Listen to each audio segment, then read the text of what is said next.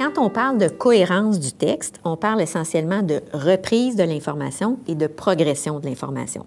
La reprise de l'information, ce sont les mécanismes, les moyens qu'on a pour parler de la même chose, mais de manière différente.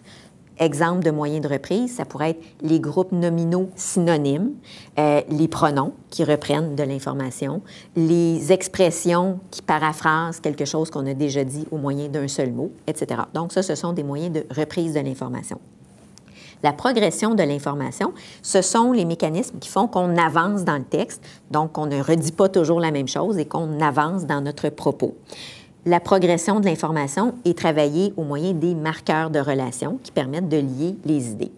La progression et la reprise de l'information, ce sont deux aspects de la cohérence du texte qu'on voit au primaire, mais qui seront approfondis davantage au secondaire avec d'autres mécanismes de la cohérence. Mais quand même, au primaire, on s'initie à la cohérence avec ces deux aspects-là.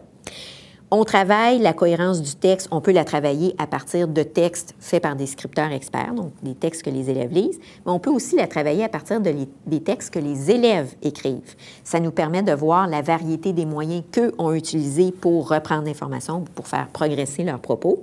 Ça nous permet aussi de les aider à corriger un certain nombre de problèmes qu'ils peuvent avoir éprouvés.